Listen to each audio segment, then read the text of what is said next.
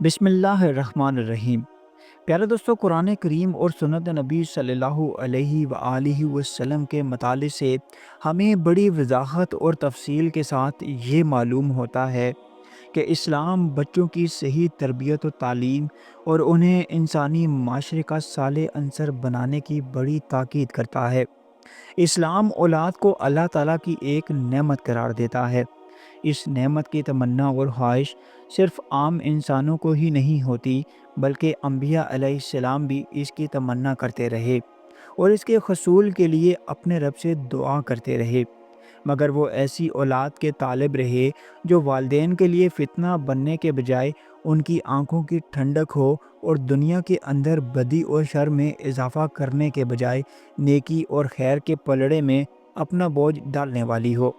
چنانچہ اللہ تعالیٰ عباد الرحمن کی صفات بیان کرتے ہوئے آخر میں فرماتا ہے کہ وہ اپنے رب سے اولاد کی درخواست اس انداز میں کرتے ہیں: اے ہمارے رب، ہمیں اپنی بیویوں اور اپنی اولاد سے آنکھوں کی ٹھنڈک دے اور ہم کو پرہیزگاروں کا امام بنا۔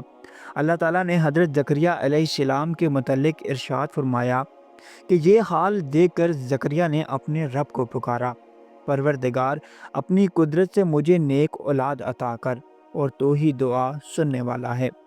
پیارے دوستو، اس طرح اسلام اولاد کو بلا شبہ ایک عظیم نعمت اور فطری آرزو قرار دیتا ہے، اور ساتھ ہی اولاد کی حفاظت اور تربیت کا حکم دیتا ہے۔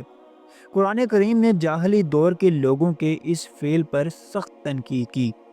وہ بھوک کے خوف سے بچوں کو مار ڈالتے تھے، یا آر اور جھوٹی شرم کی وجہ سے لڑکیوں کو زندہ درگور کر دیتے تھے۔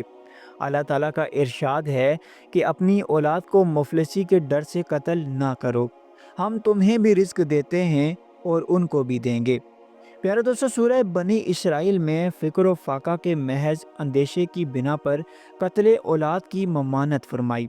صحیحین میں حضرت عبداللہ بن مسعود رضی اللہ عنہ یہ روایت کرتے ہیں کہ میں نے آن حضرت صلی اللہ علیہ وآلہ وسلم سے دریافت کیا کہ یا رسول اللہ صلی اللہ علیہ وآلہ وسلم، کون سا گناہ سب سے زیادہ بڑا ہے؟ آپ صلی اللہ علیہ وآلہ وسلم نے فرمایا: تو کسی کو اللہ کا شریک ٹھہرائے، حالانکہ اللہ تعالیٰ تجھے پیدا کرنے والا ہے۔ میں نے عرض کیا: اس کے بعد کون سا گناہ بڑا شمار ہوتا ہے؟ آپ نے فرمایا: تو اپنے بچے کو اس خوف سے مار ڈالے کہ وہ تیرے ساتھ کھانے میں شریک ہو جائے۔ پھر میں نے عرض کیا: اس کے بعد کون سا گناہ عظیم تر ہے؟ آپ صلی اللہ علیہ وآلہ وسلم نے جواب میں فرمایا کہ تیرا اپنے ہمسائے کی بیوی سے ناجائز تعلق قائم کرنا۔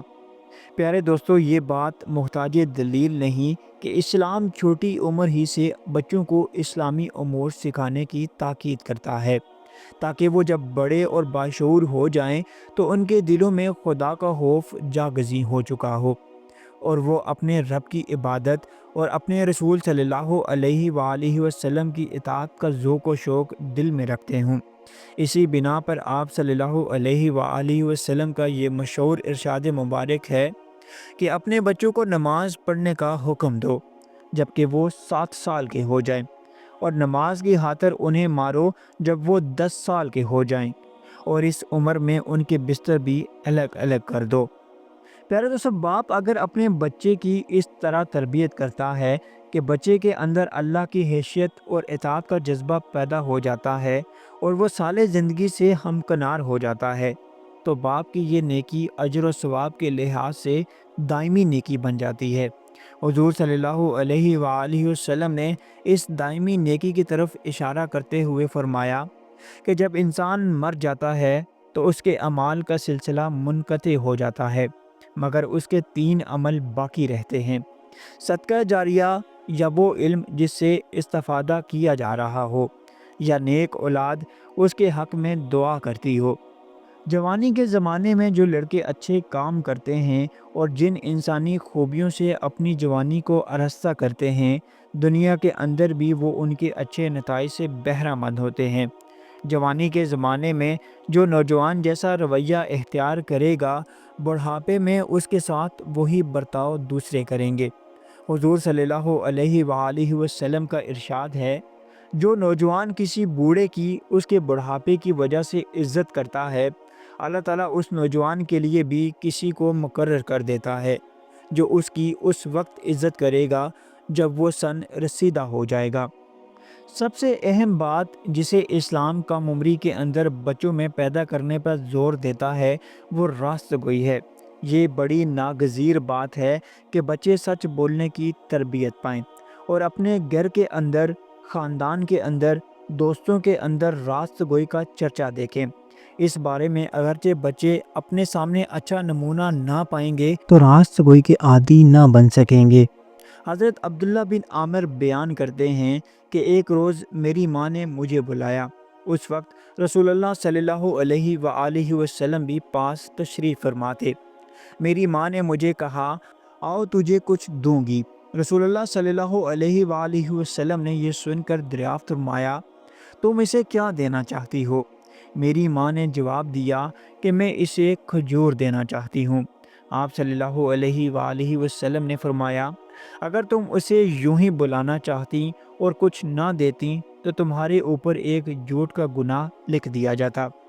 حضرت انس بن مالک بیان کرتے ہیں کہ حضور صلی اللہ علیہ وآلہ وسلم نے فرمایا، اپنی اولاد کی تکریم کرو اور انہیں اچھا ادب سکھاؤ۔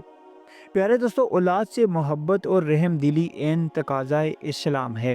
اس لیے ضروری ہے کہ تربیت و تعدیب اور محبت اور رحم دلی کے دونوں پہلو متوازن رہیں۔ ترغیب و ترہیب اور محبت و تعدیب دونوں کے اثرات الگ الگ ہوتے ہیں اور متوازن اور صحت مندانہ تربیت کے لیے دونوں پہلوؤں کو اختیار کرنا ضروری ہے۔ حضرت ابو ہریرہ رضی اللہ سے مروی ہے کہ حضور صلی اللہ علیہ وآلہ وسلم نے حضرت حسن رضی اللہ کو بوسہ دیا۔ حضرت اقرا بن حابس نے یہ دیکھ کر کہا، میرے 10 بچے ہیں مگر میں نے ان میں سے کسی کو آج تک بوسہ نہیں دیا۔ حضور صلی اللہ علیہ وآلہ وسلم نے فرمایا، جو رحم نہیں کرتا اس پر رحم نہیں کیا جاتا۔ پیارے دوستو، بچوں کے اندر جرأت و شجاعت اور مردانگی کی روح پھونکنی چاہیے اور جھوٹے قصے، کہانیوں اور خرافات سے ان کے ذہن موسوم نہ کیے جائیں، اور نہ ہی انہیں ایسی داستانیں پڑھنے کا موقع دیا جائے جو انہیں زندگی سے متنفر کر دیں۔ پیارے دوستو، بچیوں کے بارے میں حضور صلی اللہ علیہ وآلہ وسلم کی خصوصی تعلیمات ملتی ہیں۔ ایک بچی کی صحیح تربیت سے ایک پاکیزہ خاندان کی داغ بیل پڑتی ہے۔ رسول اللہ صلی اللہ علیہ وآلہ وسلم کا ارشاد گرامی ہے، جس شخص کی 2 بچیاں ہوں اور جب تک وہ اس کے پاس رہیں ان سے حسن سلوک کرتا رہے تو وہ اسے جنت میں داخل کرا دیں گی۔ دوسری روایات میں ہے کہ 2 بچیاں ہوں یا 2 بہنیں۔ حضرت عائشہ رضی اللہ بیان کرتی ہیں کہ ایک مسکین عورت اپنی 2 بچیوں کو ساتھ لیے میرے پاس آئی۔ میں نے اسے 3 کھجوریں دی، اس نے دونوں کو ایک ایک کھجور دے دی اور ایک کھجور اپنے منہ میں ڈالنے لگی تو بچیوں نے وہ بھی اس سے مانگ لی۔ اس نے کھجور کے 2 حصے کیے اور آدھی آدھی دونوں کو دے دی اور خود نہ کھائی۔ مجھے عورت کی یہ خصلت بہت پسند آئی۔ میں نے رسول اللہ صلی اللہ علیہ وآلہ وسلم سے اس کا ذکر کیا۔ آپ صلی اللہ علیہ وآلہ وسلم نے فرمایا، اس ایک کھجور کی بدولت اللہ تعالیٰ نے اس عورت کے لیے جنت لازم کر دی یا اسے دوزخ سے رہائی دے دی۔ پیارے دوستو، والدین کو اولاد کے ساتھ مساوی سلوک کرنا چاہیے۔ لڑکوں کے ساتھ لڑکیوں کے حقوق بھی پورے کرنے چاہیے۔ وراثت میں لڑکیوں کو وہ حصہ دیا جائے جو اسلام نے ان کے لیے مقرر کیا ہے۔ اللہ تعالیٰ کا ارشاد ہے کہ اولاد کے بارے میں اللہ تمہیں نصیحت کرتا ہے، مرد کا حصہ 2 عورتوں کے حصے کے برابر ہے۔ عام معاملات میں اولاد کے ساتھ مساوی سلوک کی جو تاکید اسلام کرتا ہے اس کی ایک مثال یہ ہے۔ حضرت نعمان بن بشیر رضی اللہ روایت کرتے ہیں کہ میرے والد بشیر نے مجھے اپنے مال میں سے کچھ عطیہ دیا۔ میری ماں کہنے لگی، میں اس عطیے پر اس وقت تک راضی نہ ہوں گی جب تک حضور صلی اللہ علیہ وآلہ وسلم کو گواہ نہ کر لیا جائے۔ میرے والد نے آپ صلی اللہ علیہ وآلہ وسلم سے درخواست کی کہ آپ اس عطیے کے گواہ رہیں۔ حضور صلی اللہ علیہ وآلہ وسلم نے دریافت فرمایا، کیا نعمان کے اور بھی بھائی ہیں؟ میرے والد نے ہاں میں جواب دیا۔ تو رسول اللہ صلی اللہ علیہ وآلہ وسلم نے پوچھا، کیا ان میں سے ہر ایک کو اتنا عطیہ دیا ہے؟ میرے والد نے نفی میں جواب دیا۔ اس پر رسول اللہ صلی اللہ علیہ وآلہ وسلم نے فرمایا، پھر یہ بات درست نہیں، اس عطیے کو واپس لو، میں صرف حق بات کا گواہ بن سکتا ہوں، مجھے ظلم پر گواہ مت بناؤ، میرے سوا کسی اور سے ایسی گواہی لو، اللہ سے ڈرو اور اپنی اولاد کے ساتھ عدل کرو، تیری اولاد کا یہ تجھ پر حق ہے کہ تو ان کے مابین عدل و انصاف سے کام لے، جیسا کہ ان کا فرض ہے کہ وہ تیرے ساتھ مساوی حسن سلوک کریں۔ کیا تجھے یہ بات پسند ہے کہ وہ تیرے ساتھ مساوی حسن سلوک کریں؟ اس نے جواب دیا، بے شک۔ آپ صلی اللہ علیہ وآلہ وسلم نے فرمایا، تو پھر عطیات میں ناانصافی نہیں چل سکتی۔ آپ صلی اللہ علیہ وآلہ وسلم نے حکم دیا کہ یہ عطیہ واپس لیا جائے۔ پیارے دوستو، دوسری طرف اسلام اولاد کو بھی یہ تعلیم دیتا ہے کہ والدین سے حسن سلوک کریں اور ان کے مرتبے اور مقام کا لحاظ کریں۔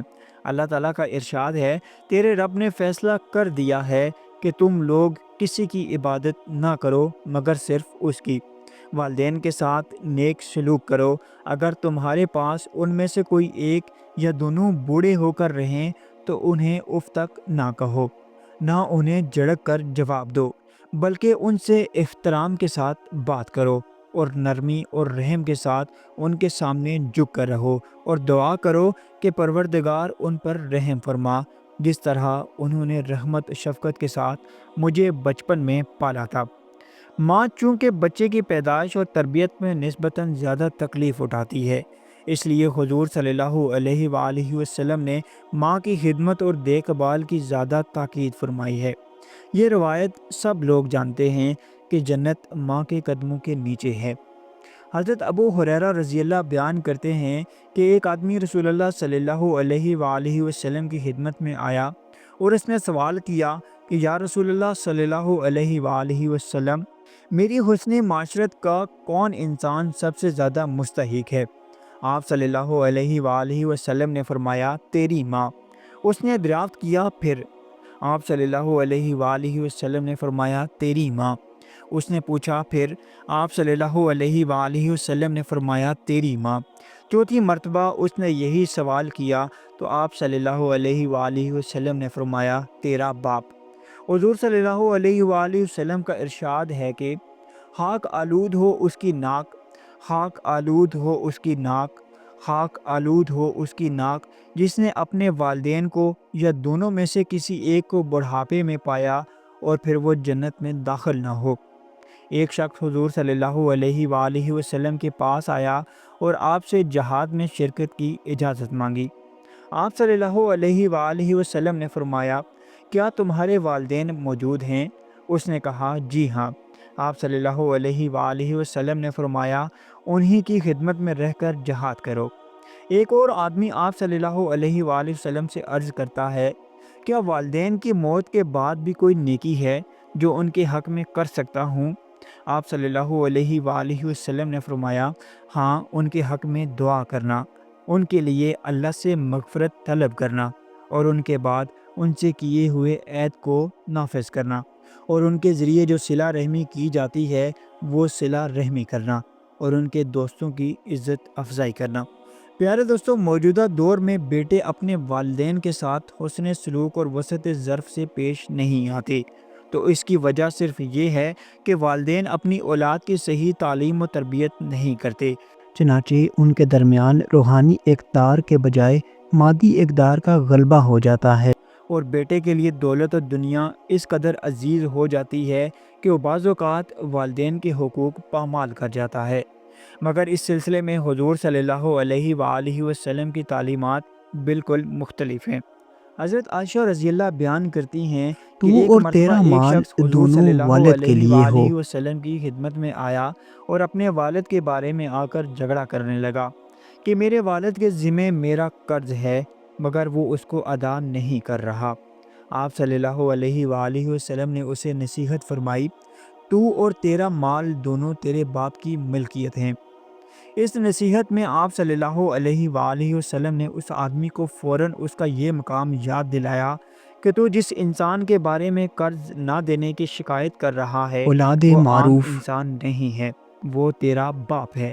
اگر اس نے تمہیں والدین دین پالا کی پوسا، اتباع نہ تمہیں اس کریں قابل تو پھر بنایا اولاد کہ کا زندگی طریقہ کے یہ کار ہونا راز میں چاہیے اپنے کہ لیے دنیا کے راستے ہموار معاملات میں کرو۔ اولادیں اس لیے معروف تمہارا طریقے مال سے جس کی والدین کا ملکیت ساتھ کا تم دیتی دعویٰ رہے۔ کر رہے ہو، بالواسطہ تمہارے باپ کی ملکیت ہے۔ تم اپنے باپ کا ایک جز ہو اور بالطبع تمہاری ہر چیز تمہارے باپ کی زیر تصریف ہے۔ ایک اور روایت کے اندر حضور صلی اللہ علیہ وآلہ وسلم نے مزید واضح فرمایا کہ اولاد کو اپنے والدین کے بارے میں کیا رویہ اختیار کرنا چاہیے۔ ابو داؤد اور ابن ماجہ میں مروی ہے کہ ایک آدمی حضور صلی اللہ علیہ وآلہ وسلم سے آ کر کہنے لگا، میرے پاس کچھ مال ہے اور میرا باپ میرے مال کا بڑا حاجت مند ہے، میں کیا کروں؟ آپ صلی اللہ علیہ وآلہ وسلم نے اسے یہ تلقین کرنے کے بعد والدین کو اس امر کی طرف توجہ دلائی کہ تمہاری اولاد تمہاری بہترین کمائی ہے، تم اپنی اولاد کی کمائی میں سے کھاؤ۔ پیارے دوستو، یہ تو عام معاملات اور لین دین کی بات تھی، لیکن جس طرح باپ پر یہ فرض عائد ہوتا ہے کہ وہ اولاد کی صحیح تربیت کرے، اسے دین کا رسیہ اور اخلاق کا کھرا انسان بنائے، اسی طرح بالغ اور باشعور اولاد پر بھی فرض عائد ہوتا ہے کہ اگر اس کے والدین دین میں کمزور ہوں تو وہ انہیں دین کا پابند ہونے کی نصیحت کرے اور خوش اسلوبی اور نرم گفتاری سے انہیں دین کی طرف راغب کرے اور دین کا کام کرنے والوں سے انہیں تعاون کا مشورہ دے۔ حضور صلی اللہ علیہ وآلہ وسلم اپنے چچا ابو طالب کو آخر وقت تک ایمان کی دعوت دیتے رہے۔ وہ گھرانہ بڑا خوش قسمت اور گہوارہ سعادت ہوتا ہے جہاں والدین بھی دین کے پابند ہوں اور اولاد بھی ان کے نقش قدم پر چل رہی ہو۔ لیکن اگر دونوں میں اختلاف ہو تو زندگی گھریلو سکون سے ناآشنا ہو جاتی ہے۔ اگر والدین دین کی اتباع نہ کریں تو پھر اولاد کا طریقہ یہ ہونا چاہیے کہ دنیا کے معاملات میں اولاد مصروف طریقے سے والدین کا ساتھ دیتی رہے، مگر ان کی کسی ایسی بات کو قبول کرنے سے صاف معذرت کر دے جو خدا اور رسول صلی اللہ علیہ وآلہ وسلم کے احکام کے خلاف اور دین کی بنیادی تقاضوں کے منافی ہو۔ پیارے دوستو، اگر ویڈیو پسند آئی ہو تو ویڈیو کو لائک اور شیئر ضرور کر دیجیے گا۔